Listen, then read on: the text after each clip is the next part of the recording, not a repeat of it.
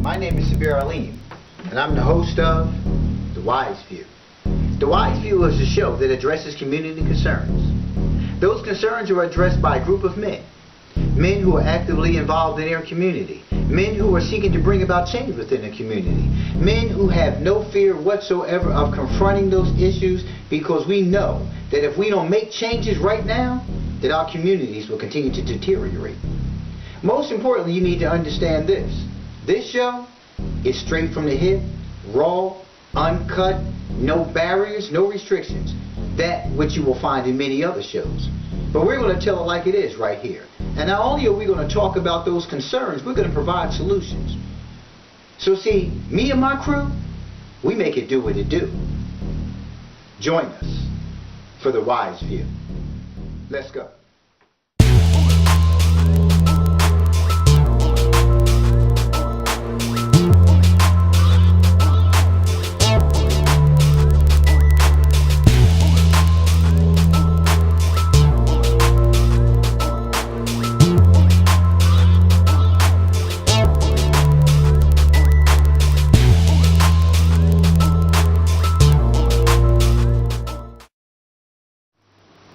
I'm sick of hearing we're trying. No, we're not trying. What we have is a good old boys club. That's what we have. We have a group of folks who are running around like little puppies, waiting for somebody to toss them some crumbs, all in the name of saying, yo, you know, me and so-and-so, we in good. I'm in good with so-and-so. No, you're not. You're being used for the very same thing. Votes. That's all I need you around for. You can get me votes because I need votes to stay in office. So I toss you some crumbs, but you need to get me some votes. So that means you run around talking about vote, register to vote. You need to get people to register to vote. And then we ride on, brother, well, you know, many have died. Our predecessors have died for this right. You need to vote. But you're out getting the votes for Senator so-and-so, for State Rep so-and-so, for City Council person so-and-so. You're running around getting votes from them in hopes that they toss you some more crumbs. Right? Instead of accountability being first and foremost. Because the question always is, what are you going to do for this community? And we always break things down into districts and look for my district to come up. And for those who have found a way to bring their communities up, to keep their school open, to keep their community centers open, to keep certain other things alive and growing in that district, you need to be talking to your counterpart. Your counterpart needs to be talking to you. You need to be holding your counterparts responsible for ensuring that they're getting the same in theirs as well. What I've come to learn is that if you don't ask for it, if your block captains and so on and so forth, you know, don't ask for it, you don't get it. It's there. We get paint. We get trees. That's what we get. Paint and trees in the community. Because that's all we're good for. Paint and trees. But when we make a phone call to have a property that is an eyesore removed, don't get removed. It's not until somebody gets hurt or because somebody's called the news that something gets done. Nobody's saying anything about the gentrification that's taking place in the city of Philadelphia. Oh, you didn't know about that. Oh. Y'all let the cat out the bag? Yeah. Google gentrification in Philadelphia and look what's going on in the city of Philadelphia. Yeah. Look at it. Look at it from Broad and Spring Garden on up. Look at what's going on. Look at what's going on. Just look for yourself. You don't have to believe me. Look for yourself. There's a reason why you continue to see properties just being torn down and a big gaping hole left there. It devalues your property. Yeah? So that $35,000 house that you bought is probably now worth $30,000. The more the neighborhood goes down, the more houses get removed, the lower the value goes. The more stores move out of your community, the lower the value goes. Yeah. The more crime in your area, the lower the value goes, because nobody's buying. I don't want to live in there. There's 3 houses on that block. Why would I want to live there? There's no stores in the area. Why would I want to live there? There's no existence of a community. Why would I want to live there?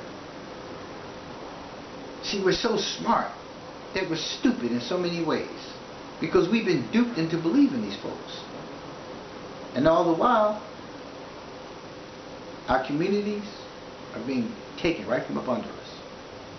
Think about it. It's the same thing that happened in the South many years ago. How blacks lost all their land. Their land was taken from them. They were forced out of their lands. Homes burned, properties burned, crops burned, burned down. We're still having the same thing happen in 2014. And you're missing it. Because we are so divided. We're so busy fighting with one another.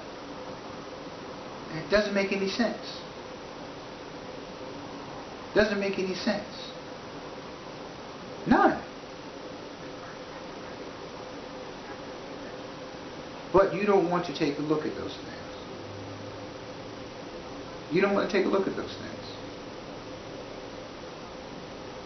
Because it's easier to keep on fighting with old information, with old misinformation in many cases, than to sit down and listen to another and say, well, wait a minute.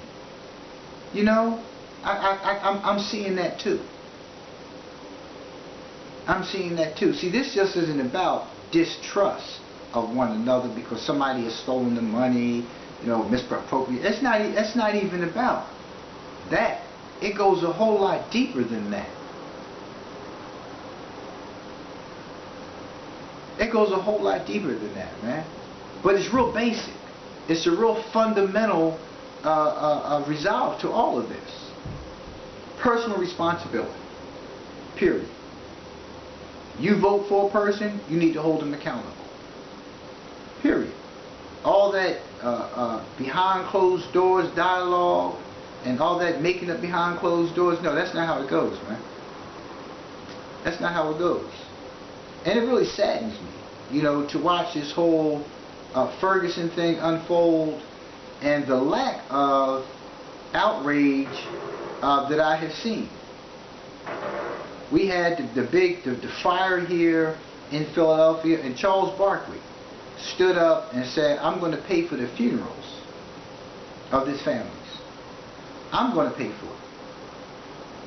We have all these recording artists who come to Philadelphia and perform and get paid, do all these things. We have people right out of Philadelphia who have the paper, who rather live in a $14 million home and have 5 or 6 Bentleys and all other kind of expensive cars sitting in front of the home in the garages, as opposed to, you know, saying, well, hell, well, listen, I want to open up this. That's job development. Think about it. Just think about it for a minute. If 5 of the Philadelphia 76ers put their money together and said, we're going to open up a recreation center, not just for individuals to go play basketball, because we don't want, all of our children don't want to grow up being basketball players, being athletes, but a recreation center, a center that is a multi-purpose center. Non-profits will have access to it, to use it, to have events. You book events, you don't have to pay for it, you have the space, because many of us don't have the money. I don't have any money as a non-profit, but I have a service. But I'm willing to come out and do things. Multi-use center. Just 5 Philadelphia 76ers. Right? Come on, you got millions of dollars. How much would it cost you to purchase 2 properties and have them rehabilitated and established right in the hood, right smack dab in the middle of the community, right there? How much does that cost you? What does that cost you? What does it cost you to fill up a lot with a property? It's a community center, social services center. What does it cost you? What does it cost you to establish some kind of a program, a vocational program, some kind of training program? What does it cost you to offer scholarships for people to attend? What does it cost you? Really, think about it. What does it cost you? I'm just talking about 5 for the Philadelphia 76ers. 5 Philadelphia Eagles. How many recording artists do we have? Open it up to establish something. How many? A whole bunch are struggling. I can't afford to pay anybody. I continue to trudge forward. I continue to do all that I possibly can. I'm not funded. I continue to do all that I can. But you have to be a part of something. That's the greatest detriment that we have, is because, like, I have a 9 to 5. So, I mean, for me to go in my pocket and take a few dollars, you know, to rent a place is nothing. But if I'm going into my pocket and renting a place and I'm not getting any attendance, well, there's something wrong with that. There's something wrong with that. It really is. There's something wrong with that. I've been out and about in the community for years. I've earned my stripes. There's something wrong. We're not supporting one another.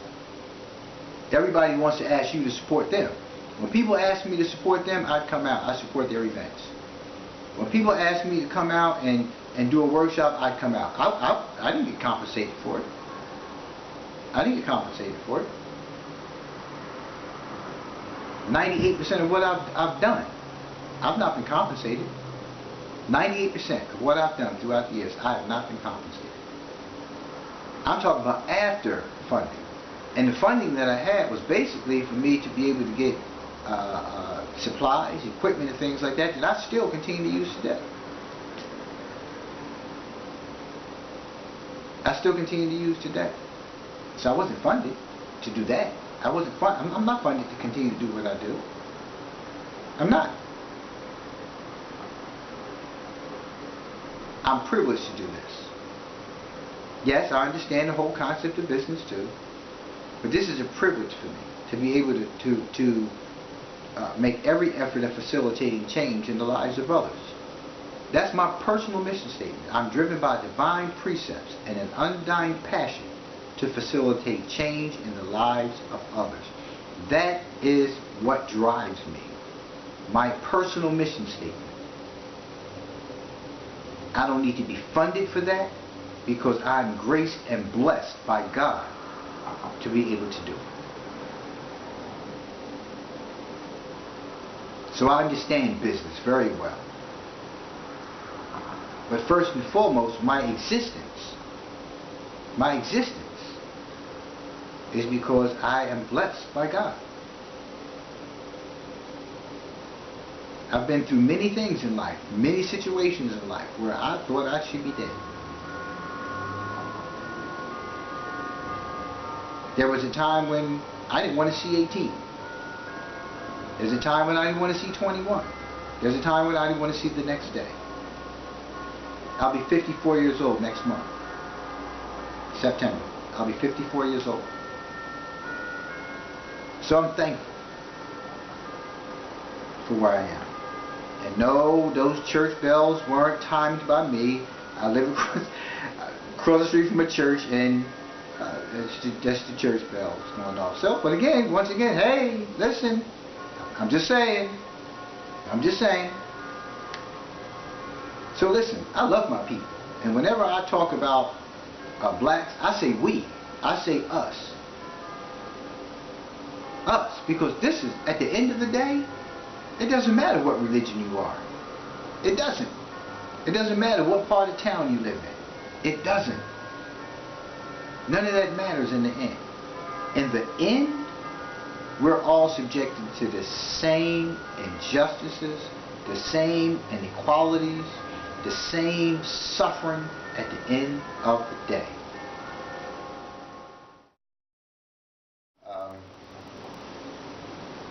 We need to be realistic. And not just our thinking, but we need to be realistic in terms of what can and cannot be achieved. Because oftentimes we want to tell people, you can do anything that you put your mind to, anything, if you can conceive it, you can be it. We come up with so many different cliches, because that's what they actually are. They're cliches. They sound real hip, fly, and cool when it's coming out of your mouth, you know, about what people can and cannot do. But here's the reality. See, we live in a world that is governed by man's law. And even though God is the ultimate authority, God has the final say in all that happens, man has his own level of free will that he has been imposing upon, viciously, upon other men to keep them in an oppressed condition. But it has been so methodically done, it's been so slick in this application that we have even begun to believe it ourselves. We sit down and we watch the news and we think that our votes are counting. Prove it. Prove it how my vote is counting. Prove it. You can't prove it. You can't prove it. Voter turnout. You want to say, well, you know, the black vote was so overwhelming in its presence when Barack Obama was elected president. But what you forgot to mention were the others who voted, especially the young people, the liberals, people who knew that change needed to happen and believed that their vote was going to count. So it was not just an overwhelming turnout for the black vote.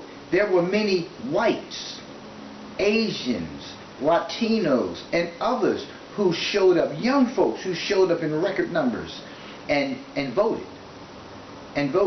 When you have a people who have been so impoverished, been so disenfranchised, been so oppressed for so long, one would only think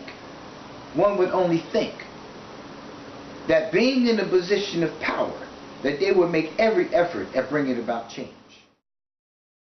You live day to day, right, with the mindset of, I got a job, I got a car, I got a few things, and that's the extent of your vision in life, you are already done. You're already done. You're already done. It's a wrap for you already. Because you don't see life beyond an 8-block radius. You don't see life between the home that you live in and the job that you work at. You don't see life beyond any of that. Most of our children will never see the United States Virgin Islands. Something that close, something that well within reach. They still will never see it. You have children who will never go beyond North Philly. I remember the first time I went from South Philly to West Oak Lane when I was very young.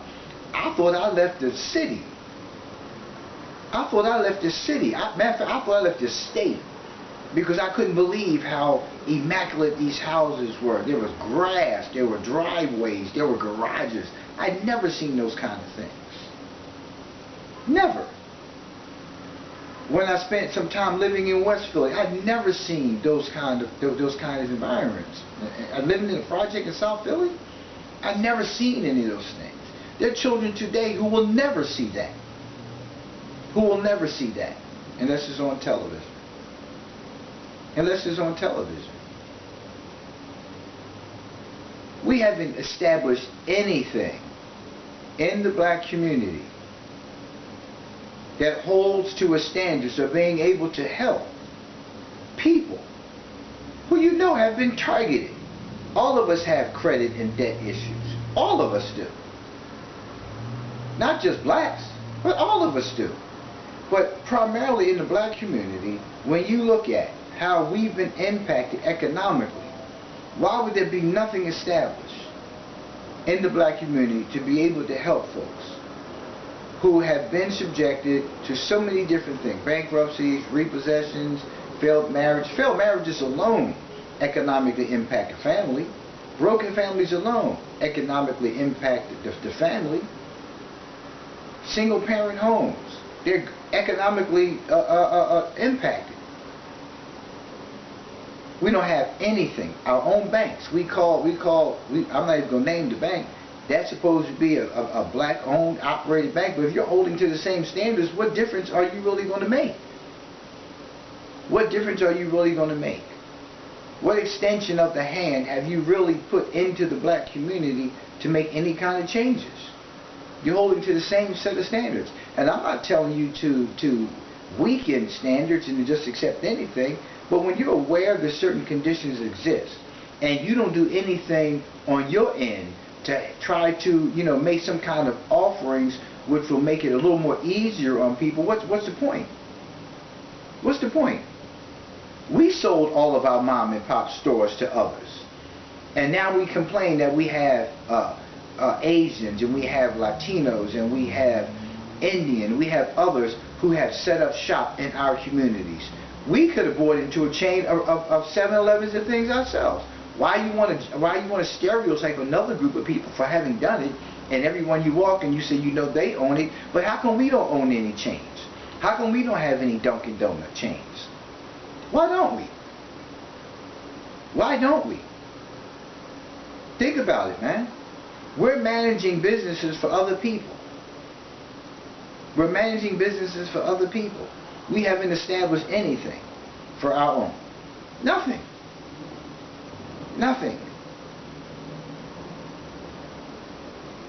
And I have a problem with that. I have a problem with that. All of those of you that I know have your nonprofits, have your for-profit businesses, who have the potential to really make a big difference in the black community, in the black business district. I mean, just a whole circuit of black owned and operated institutions. You're going to tell me that you're sitting there right now and you don't feel what I'm saying? Come on.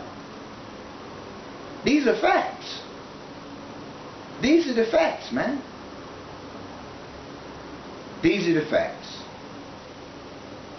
See, it's the little guys out here in the trenches who are getting absolutely nothing. Nothing. Nothing. I've had people try to steal my curriculum.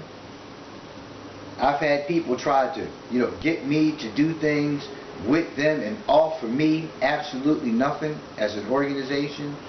You want my organization to go into its pocket and make a contribution to your cause. You want, my organization to sit to the table and make your vision and dream a reality. But what should be happening is, the first thing that you should be asking when you're talking about collaboration, what can we do for you? Period. What can we do for your organization? What can we do for your organization? What can we do to help your organization grow? First and foremost. That should be the first thing you should ask. And that's always my question. How can Daddy's Right Here happen? We're having an event.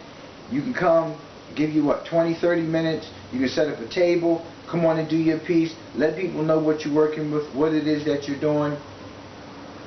It's a wrap. Period. Alright, listen, Daddy's Right Here doesn't have any money. You know who's funded in Philadelphia. You know who's not funded. You know who's getting what money, because that's your job. That's your job. That's your job. So when you see these little organizations that aren't making any money and you're getting $2, $3, $4+ million contracts, that you're getting all this funding, why aren't you making that phone call? To any organization. I don't care if you call Daddy's Right Here, Daddy's Not There, Mommy's, I don't care who you call. But why aren't you calling another organization and saying, hey, listen, it's not much, but what we can offer you is this. in return, we can do this.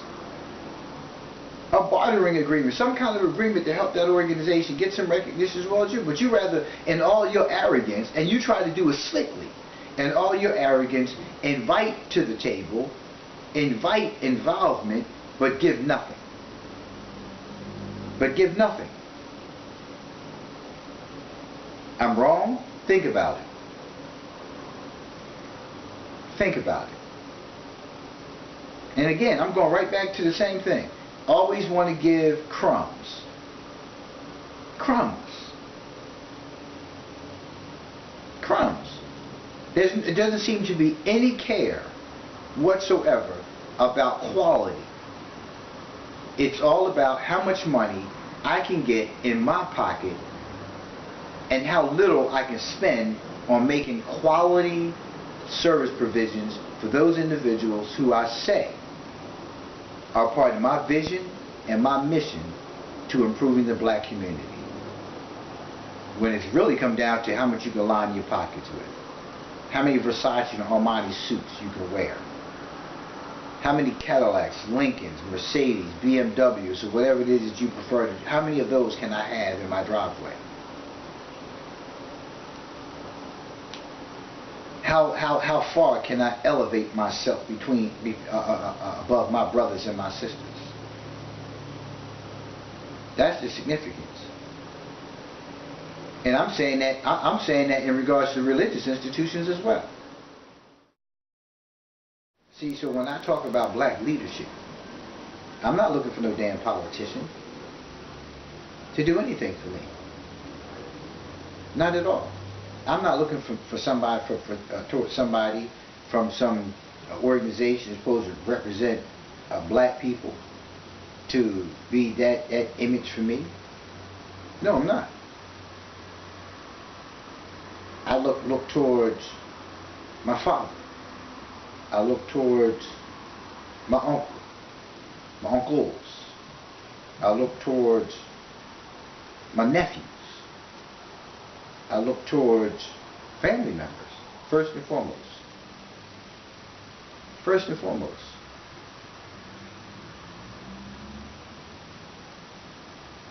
I can close my eyes and I can envision all of those men. These are family members, specifically, who have been instrumental in setting the tone for who I have become.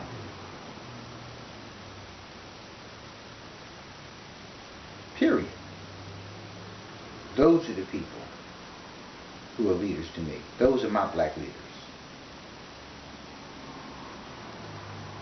My Uncle John, my Uncle Frank, my Uncle Ray, Mr. Pearl.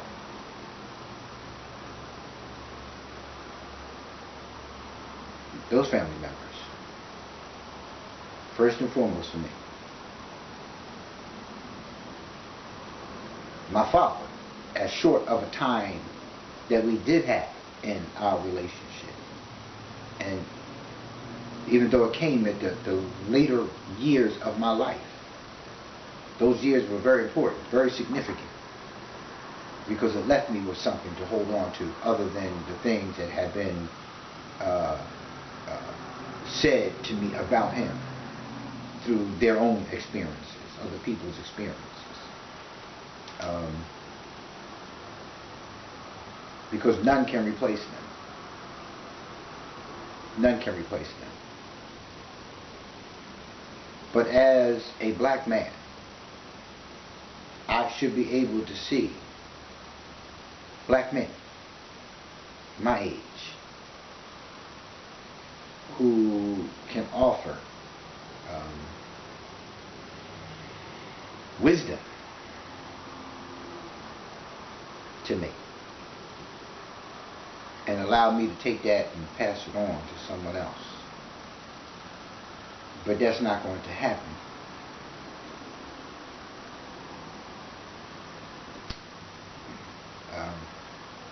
Will I ever see the change? I don't know.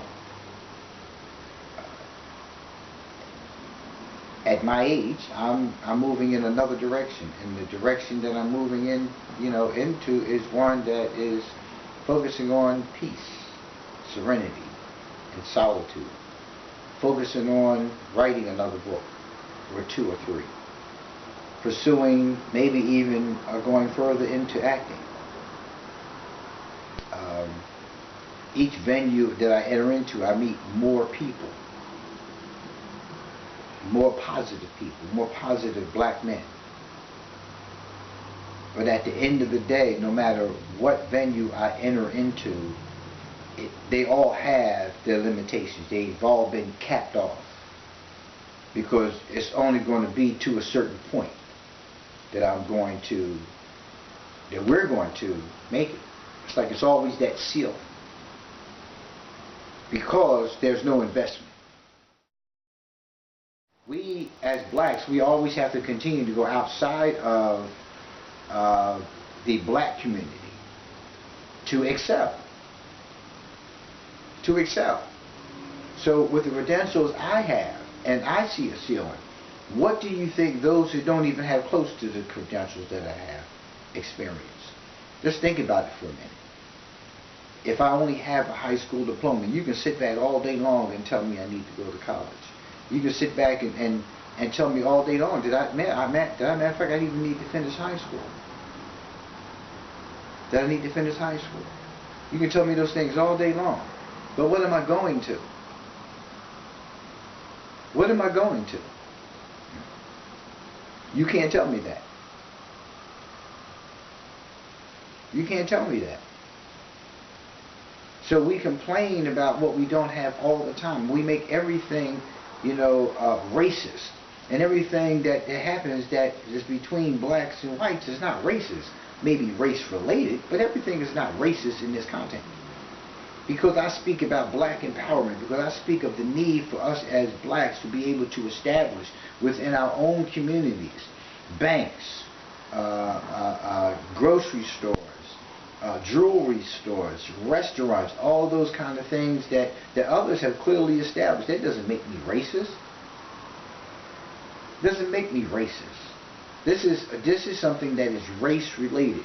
We are not doing what it is that we need to do in order to make a statement that in fact all the years, all the hard work that not just black folks have put into effect in trying to bring about change, but that whites have done, in their efforts to help blacks get things established and have those the equality that we say we're fighting for.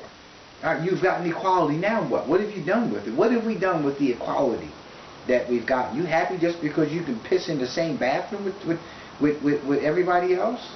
You happy because you can drink from the same damn water fountains? Come on, what's the equality for? What equality? What is equality? I mean, really, equal to what? Equal to what? Another group of people? Another race of people? That's what you're seeking to be? Equal? We'll never be equal. The world doesn't allow that to be as such. And we know that. So why you keep trying to fight for equality? There's no such thing. There's no such thing. Not when man is in charge. It will never be.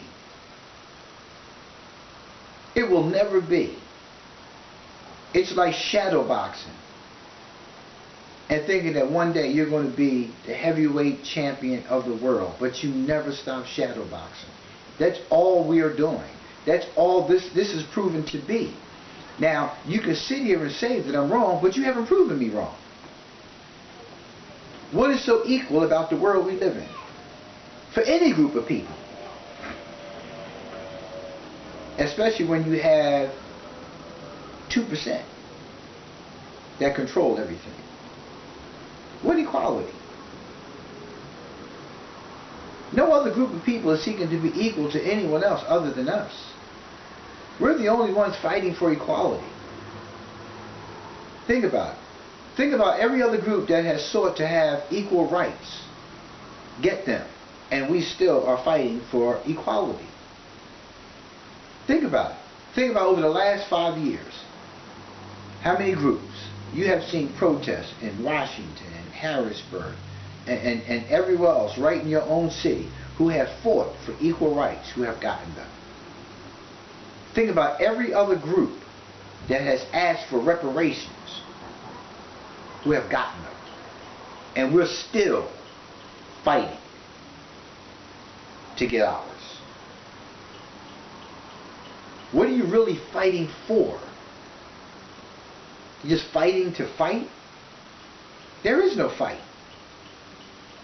There really isn't.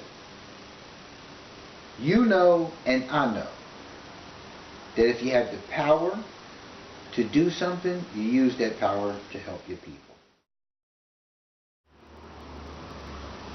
We have all of these black politicians. We have all these black business leaders. Where is the use of that power helping your people, helping the black community? Why are our communities continue to look the way they do without things? And you think that people want to take care of? You haven't given me anything to take care of. You haven't given me anything to be proud of. And this goes to actors, athletes, and others who are in the financial position to be able to do something. We have a statue of Martin Luther King built in another damn state. We flock to the other state. We create more of we create economic growth in another city, in another state, because they put up a statue. So you bring more commerce there. So we travel just to go see a statue of Martin Luther King when we have black folks right here in Philadelphia who have achieved, who can erect statues, you know, and erect buildings, erect facilities, who can put up money and have figures of these people who we say we love and admire and honor and respect. We can have those statues erected. We can have a park that has all of these images so people can take their children to these parks and see these images, yet we have to pay to go to museums to see these things which we can afford. Those, and I say we, I'm talking about as a people, those who have achieved, those who have $1 million contracts and have all this money, that they can do all these things and they can erect all these kind of things so black children can go to and have, you know, some hope. I mean, it'd be a wonderful thing for me to, as a child, to get up in the morning and walk through my community on the way to school to see a statue of Sojourner Truth, Marcus Garvey, Malcolm X, and a host of others. It'd be a wonderful thing for me to see that statue every day. It's not a matter of worshiping idols. It's not idol worshiping. It's us seeing images of ourselves that give us hope and inspiration to want to do better, to want to do more, to continue to strive forward.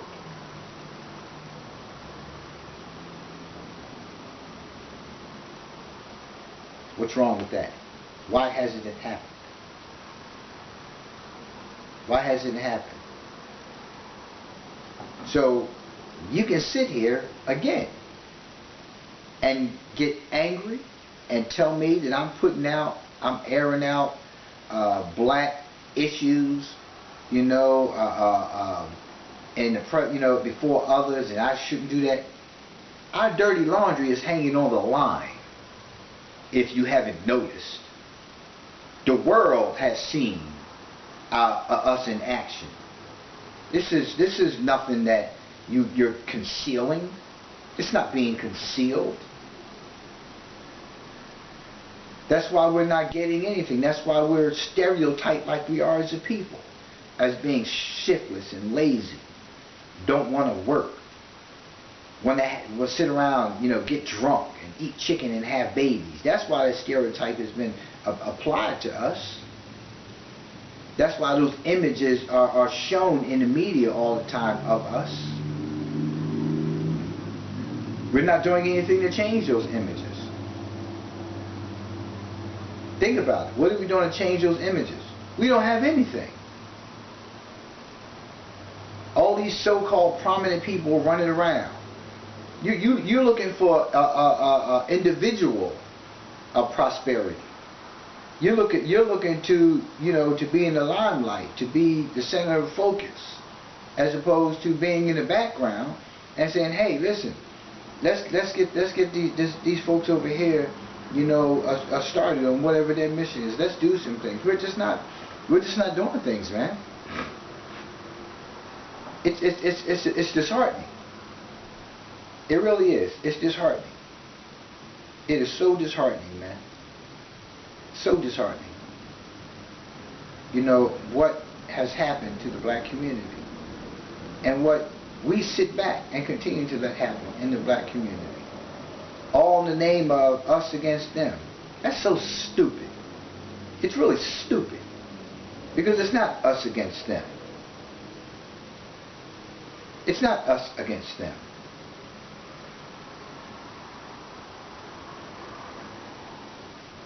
Think about it. Is it us against them? Or is it us against ourselves?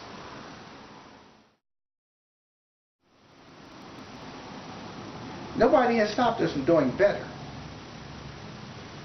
And if you're afraid of death, then you've already lost. Because one way or another, we're going to die. So to die because you speak up, to die because you stand up, to die because you make a conscious decision that you are going to move forward and do something, and stop doing something, and stop doing nothing. I'm really so tired of hearing one more meeting being scheduled. I'm sick of it. I'm sick of it. I've been from one meeting to the next for this cause, for that cause, and everybody's still doing the same thing, sitting back talking about what we're going to do, what we want to do. And you keep looking towards the same group of people to help. They ain't going to help. You're not going to get any help from those folks. You're just not. They're not going to help, man. They're going to continue to give you lip service. And they're going to continue to tell you why they're giving you lip service.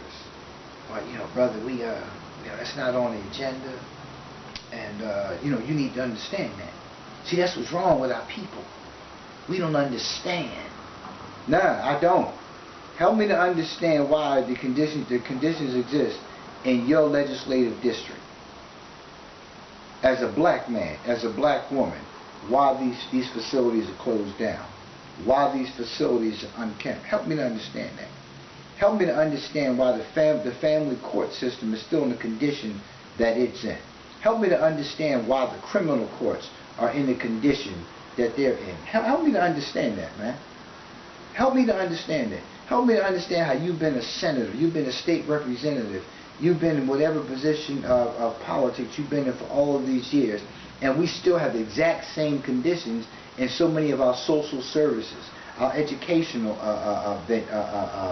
entities. Tell me why the same things exist. Tell me why there's not been anything getting any better. Explain that to me. Explain that to me. Explain that to me. You can't. You can't. There's no way in hell that you can believe that you can sit in front of me and explain to me how all these things exist in your legislative district. Period. And you're proud? You're proud to be a politician? You're proud to wear a little pin on your lapel and sit in the Senate, sit up in the front of Congress, sit in front of anyone proudly and say that you're a politician and you represent these districts and are in the condition that they're in? the school system is in the conditions that it's in, you rather keep pointing fingers and blaming governors? Well, you knew what the governor represented, but you haven't done anything. You haven't marched for any reason. I know that you can't do certain things because of being in a role as a politician, but I also know that you have a voice, and you're supposed to be the voice of the black community. But I'm very much convinced of what black community you represent. The very small one. The very small one. The business community. Not the people. Not the citizens. The business community. This is all business. All this is business. From the level, the lowest level of the politician, all the way up to the White House. This is all business. It's all business. It has nothing to do with humanity and benefiting humanity to have better conditions, and especially not for the black community. And you know that. You know that. Just like I am proficient in the field of human services, you are proficient in politics.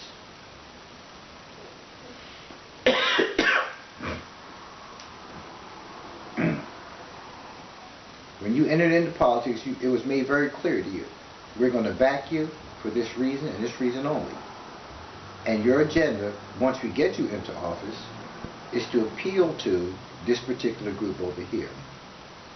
Yes, I know you want to do better for your community. I know you want to represent your community, but that's not the political agenda. The political agenda has nothing to do with the betterment of society in terms of its citizens. The political community has everything to do with improving business relationships. Period.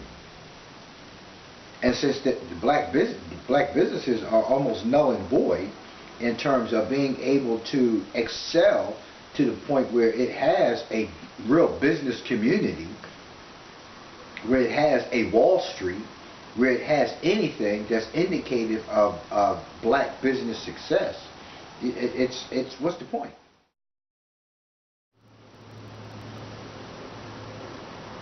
So when we start talking about our youth and what they don't have anything to look towards. Our black males coming out of prison don't have anything to look towards. They don't have anything to look towards. There's nothing in place for them to look towards. Even these institutions they're supposed to be in place to help returning citizens. Nothing. Nothing but long lines and a waiting list. Nothing but the same rhetoric over and over and over again for years. I worked in community corrections 17 years. I've been hearing the same rhetoric over and over again from the same politicians. The same thing over and over again. And I've been hearing from the same politicians throughout those 17 years. There's politicians who are still in place 17 years ago, who are still in place today, who still haven't changed anything. But sitting back, talking smack about this whole prison pipeline thing, you know, and they'd rather build schools and rather build prisons than more schools and all this. We're sitting around having the same dialogue that we sitting around having. You're in a position to do something about it, and you've done nothing about it. You've done nothing to change these conditions. You've done nothing. You did absolutely nothing when the decision was made for over 30,000 people to get kicked off of welfare rolls. You knew it was coming. There was absolutely nothing done way ahead of time to put things in place to begin to help. Nothing. Nothing. Nothing. So when, again, and I said this in some other footage that I put out, that now we have individuals running around, jumping over bank counters, robbing 7-Elevens, robbing you and I, because they have no other alternatives. But as soon as something happened to one of you politicians, right, then you want to have the whole police force out looking for that person and locking them up. Now you want to make an issue out of it. But when it's me, when it's my neighbor, when it's my mother, when it's my father, nobody is doing a damn thing about it. Nobody. Oh, funny I mentioned my mother and father. My mother got robbed by gunpoint years ago. Nothing. My father was stabbed to death. I applaud homicide for taking care of that. But once again, nothing has changed in our laws. Nothing has changed in anything regarding how we better protect our citizens, other than us putting our military presence in our communities and treating us all the same. Nothing being done about it. So in about another 5 years, it'll be nothing to walk down the street in Philadelphia and see two soldiers in fatigue, military fatigues, with AK-47s and M16 strapped across their backs, sitting on the corner eating MREs with their rucksacks on post. It won't be nothing to see that soon. Y'all know it's coming, y'all see it's coming, and nothing has changed. Nothing has changed. Nothing. So, what was that again? Vote for what? Am I voting because my predecessors died for it? Or am I voting because there's going to be some change? I mean, because I keep hearing it about change. I haven't seen change. I haven't seen change. I see the same conditions. Many of the same conditions. Just in a more modernized fashion. That's all. I'm still called outside of my name. I've still been treated poorly by racist individuals. And it hasn't gone anywhere. You think that today somebody would hesitate to throw a rock or a bottle at me today at 54? They did it when I was 7 and 8. And it'll still happen today. It'll still happen today. I'll still get shot in the street by that racist individual. And they'll continue to go free as they always have been. As they always have been. That's not a change. You think that's a change? Really? That's no change. You think you can go into any restaurant today and really sit down and be treated equally? I say not. There's some restaurants I wouldn't want to go in. Just to go in there, just to say I can go in there? Hell no. I wouldn't trust the food that came to my table. I wouldn't trust anything that came to my table. I've been to those places. Yeah. I've been to those places. In the 20th century. I've been to those places. I don't need to go in there. To subject myself to what? Hate? Bigotry? Nah. You think things have changed? Wow. Something's wrong with your thinking. And I'm not discrediting in any capacity anything that my predecessors have done. I'm saying to you, stop coming at me with that poor ass excuse. Brother, you need to vote because people died for our right to vote. People died for a host of things that we're supposed to be able to take advantage of. We're supposed to have this liberty to do.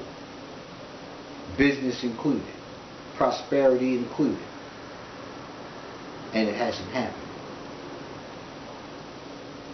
Sitting in the front of the bus, we're still running to the back and cutting up and acting like fools in the back of the bus. We're still not getting up for the elderly or the physically challenged so they can have a seat. So what? You're still not passing on etiquette, ethics, morals, values that are necessary to live in a so-called equal society that you seek. Well, equality comes with a cost as well.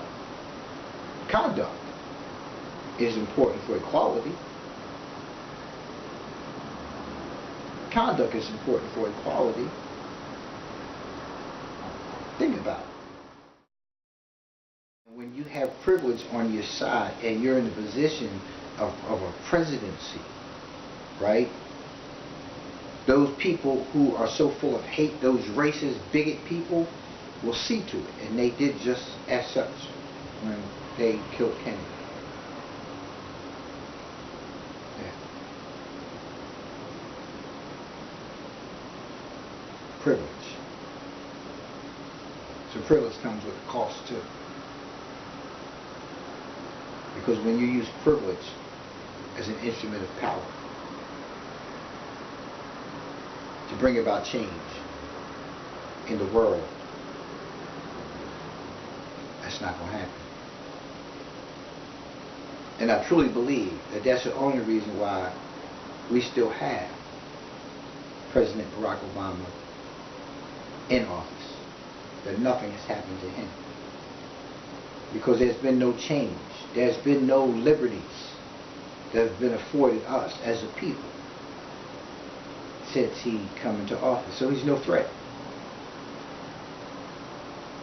He's no threat. And we need to understand that. That he poses as no threat.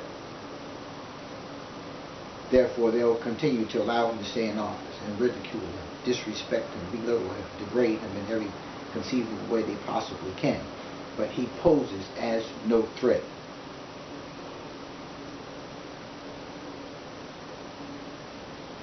None.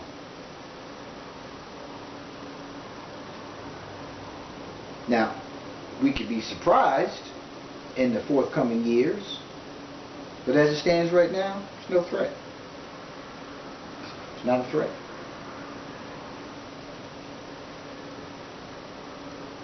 When you are a threat, you are removed in some capacity, when possible.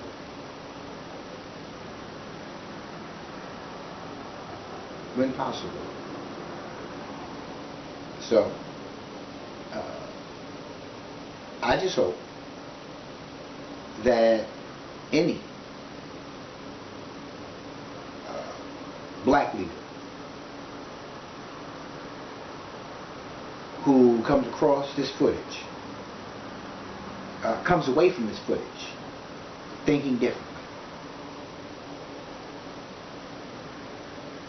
I hope that any black politician currently in office takes a look at this footage and comes away from it with different thinking. Black business leaders, same thing. And the list goes on and on and on.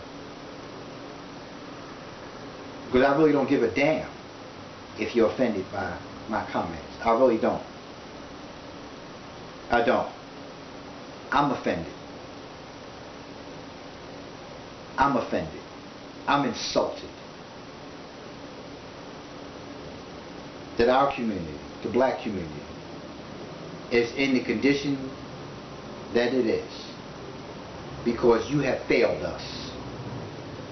You have failed us.